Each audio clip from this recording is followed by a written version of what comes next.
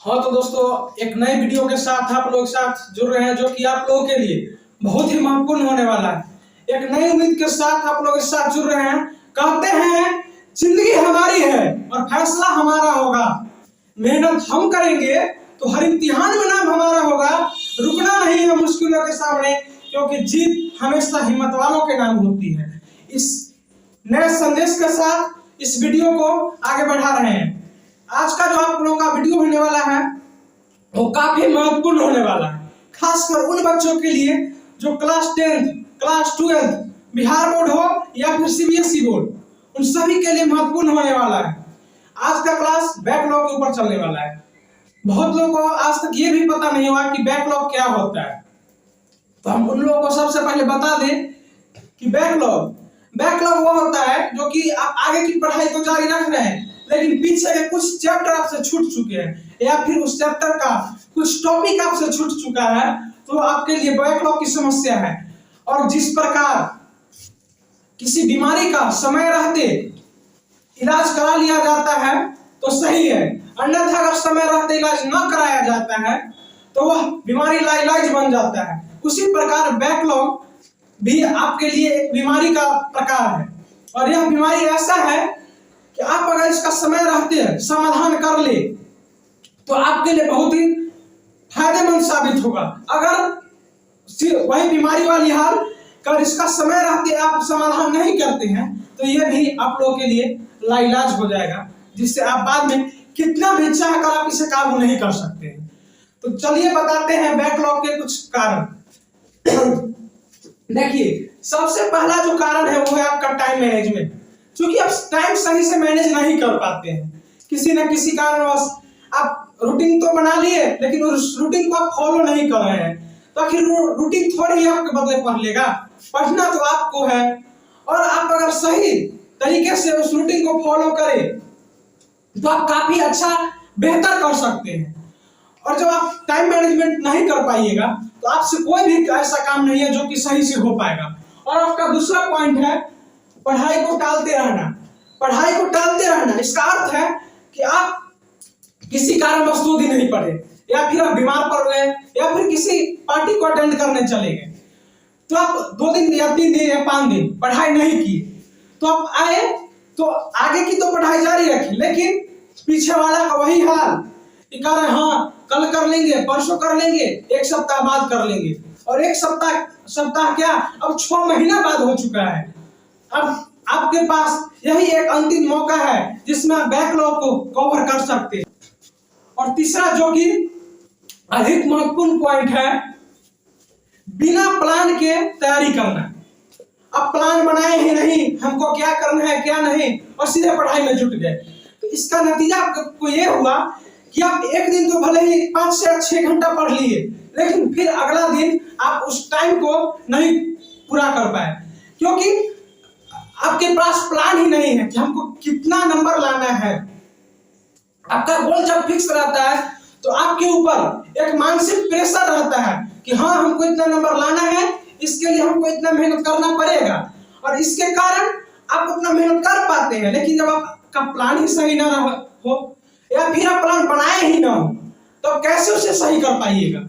तो आपके लिए बहुत ही दिक्कत की बात है कि आप बिना प्लान के पढ़ाई को जारी रख रहे हैं।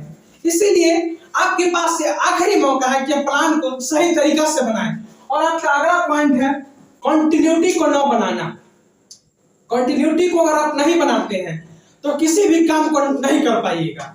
जिस प्रकार एक कछुआ और खरगोश की रेस में कछुआ अपना धीरे धीरे चाल चलते ही अपना मंजिल को पूरा कर पाता है, लेकिन खरगोश अपनी मेहनत तो करता है वो भी, और इससे कहीं ज्यादा मेहनत करता है, लेकिन कंटिन्यूटी को नहीं बनाता है।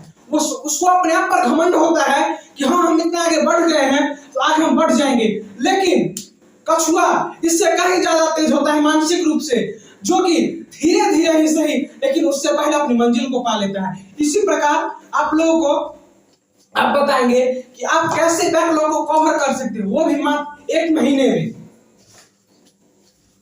सबसे पहला आपको काम करना पड़ेगा कि बैकलॉग का लिस्ट तैयार करना पड़ेगा। आपको लिस्ट में ये लिखना पड़ेगा कि हाँ हमसे क्या छूट गया है, किस चैप्टर को हमने नहीं पढ़ा है, या फिर किस वो चैप्टर पढ़ा है लेकिन उसमें इस टॉपिक को मैंने नहीं पढ़ा है, तो आपको लिस्ट तैयार करना पड़ेगा। और ये लिस्ट आपको 1 या 2 दिन बाद नहीं, अभी की अभी तैयार करना होगा।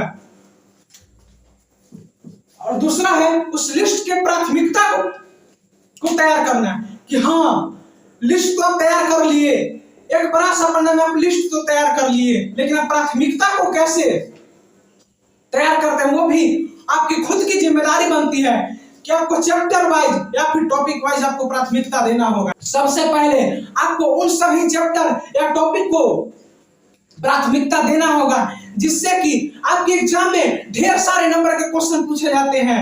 इसलिए आप सबसे पहले उस चैप्टर को प्राथमिकता दीजिए जिससे कि आपको ढेर सारे क्वेश्चन पूछे जाते हैं। और आपको ये पता कैसे चलेगा, तो आप इसके लिए क्वेश्चन बैंक को देखिए, अपने गेस्ट पेपर को देखिए और इससे अंदाज लगाइए कि किस चैप्टर से सबसे अधिक क्वेश्चन पूछे जाते हैं और उस चैप्टर को आप प्राथमिकता दीजिए।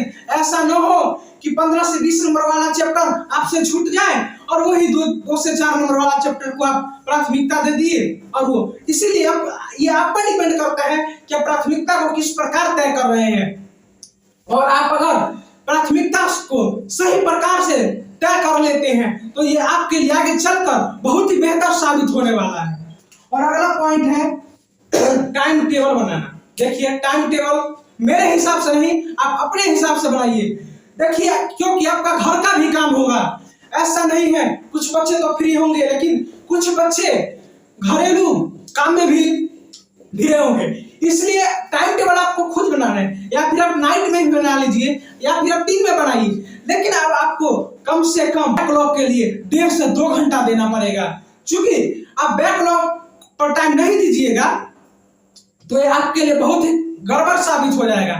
और आपको ये नहीं है कि कंटिन्यूटी जो आपका टाइम टेबल है उसमें आप ऐड करिए, नहीं, उसके छोड़कर आपको 1 से 1.5 घंटा देना है, ज्यादा नहीं, 1 से 1.5 घंटा। और ये प्लान आपको ये नहीं कि हाँ फिर वही बात कि कल कर लेंगे, परसों कर लेंगे, 1 सप्ताह बाद कर लेंगे, तब तक का समय गया तो आप कहां से स्कोर कर पाइएगा।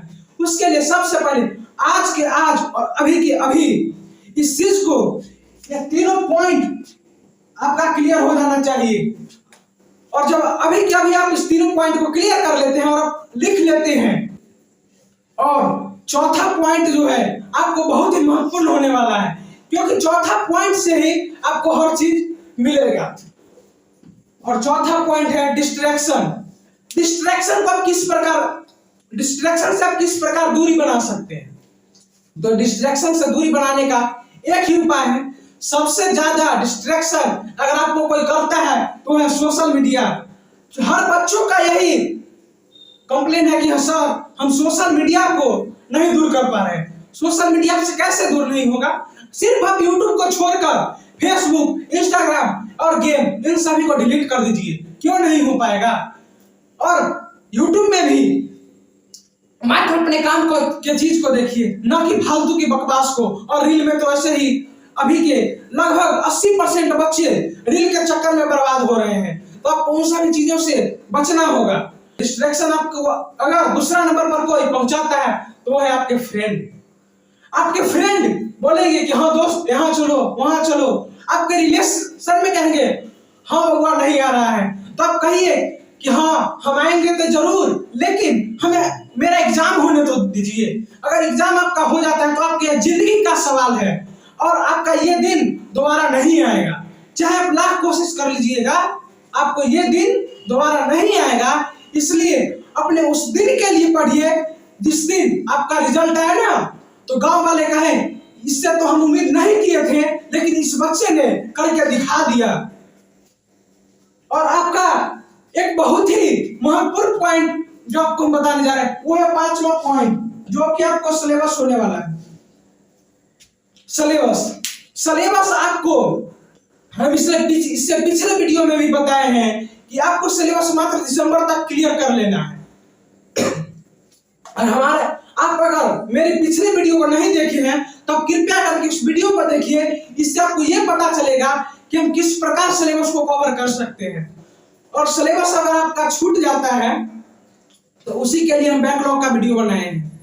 और बैकलॉग लगभग 90% स्टूडेंट के साथ रहने वाली समस्या है और इसे पूरा करना आपकी जिम्मेदारी बनती है ना। तो अगर आप इसे पूरा नहीं करते हैं तो ज्यादा ही नुकसान आपको उठाना पड़ सकता है। इसके लिए इस बात को आप ध्यान में रखकर अभी से अपने पढ़ाई में काफी अच्छी तरह से जुट जाइए।